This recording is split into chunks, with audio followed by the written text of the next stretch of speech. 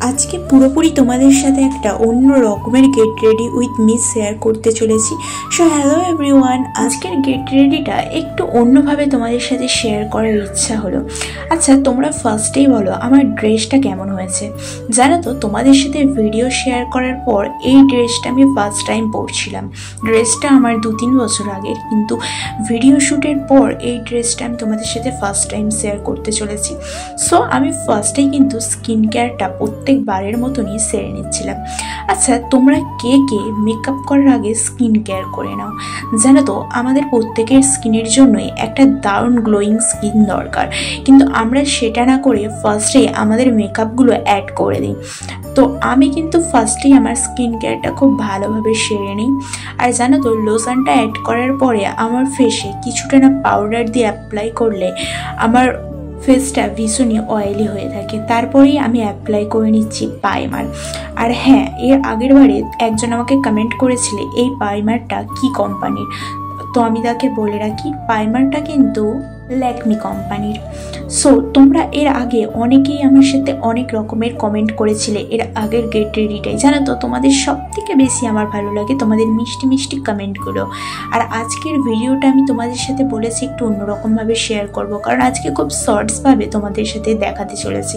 দেখো, ঝটপট আমি আমার ফেসে সিসি ক্রিমটা অ্যাপ্লাই করে নিলাম। করে নেওয়ার পরে আমি প্রথমেই চলে গেলাম আমার আইব্রোতে। যেহেতু আইটা ফ্লাপ করা ছিল না, যার কারণে কিন্তু আমি আইটাকে ড্র করে নেব যাতে একটুকু অন্যরকম না লাগে। আমি এর আগের বারেই তোমাদেরকে বলেছি আমি কিন্তু আইপ্যাডের যে ব্ল্যাকটা থাকে সেটা দিয়েই আমি আমার আইব্রোটাকে ড্র করি, কোনো পেন্সিল ইউজ করি না। দেখো দুটো আইব্রো কীভাবে আমি ড্র করে নিয়েছি। তারপরে আমি পরে নিই কাজল, কারণ প্রত্যেকটা সাজের ক্ষেত্রে কাজলটা না পরলে সেই সাজটা পুরোপুরি ইনকমপ্লিট থেকে যায়। তারপরে আমি হালকা করে একটা শ্যাডো ইউজ করছিলাম। আর সব থেকে আমার কঠিন যেটা লাগে সেটা হলো আই মেকআপ, কারণ আই মেকআপটা যদি একটু নষ্ট হয়ে যায় পুরো সাজটাই কিন্তু বেকার হয়ে যায়।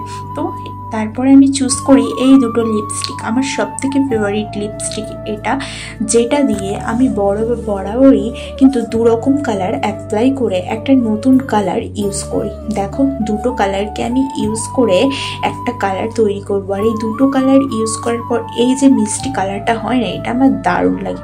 তারপরে আমি হালকা করে হোয়াইট টোন পাউডারটা আমার স্কিনে অ্যাপ্লাই করার পরেই দেখো আমার পুরো কিন্তু মেকআপ কমপ্লিট হয়ে গেছে। তারপরে আমি চুলটাও হালকা করে বেঁধে নিই। আর জানো তো, আমি আমার এই ঝটার বুড়ির চুলটা কিন্তু কেটে দিয়েছি। আর এই কানেরটা আমি পরলাম এই ড্রেসটার সাথে। তোমরাই জানাও তো কেমন হয়েছে। তারপর আর কি ফিক্সার দিয়ে পুরো মেকআপটা সেট করে নিলাম। আচ্ছা, এবারে তোমরা বলো কিরম লাগছে। আর এই দুটো চুড়ি, এই কালার দুটো কিন্তু আমি আলাদা আলাদাভাবে কিনেছিলাম, কিন্তু তোমরা দেখে বুঝতে পারবে, তোমরা ভাববে এই ড্রেসটার জন্য এই চুড়িটা কেনা, কিন্তু না গাইস, আমি দুটো চুড়ি সম্পূর্ণ আলাদা আলাদা জামার জন্য কিনেছিলাম। আমার এই জামাটা যখনই পরি এই চুড়িগুলো দেখে খুব ভালো লাগে, কারণ হুট করে কি সুন্দর ম্যাচ হয়ে গেছে, তাই না? তারপর দেখো আমার পুরো সাজ কমপ্লিট হয়ে গেছে। জাস্ট ওড়নাটা আমি পরে নিয়েই আমার পুরো সাজকে কমপ্লিট করে ফেলি। আচ্ছা, আজকের লুকটা তোমাদের কীরকম লাগছে আমাকে একটা কমেন্ট করে জানাও তো। আমার তো আজকের লুকটা আমার দারুণ লাগছে। বাই দ্য ওয়ে, আমি এত সেজে গুজে কোথায় যেতে চলেছি আবার গিফট নিয়ে, সো পরের ব্লগে জানতে পারবে। জানার জন্য পেজটি ফলো করে দিও। আজকের মতো টাটা, বাই বাই।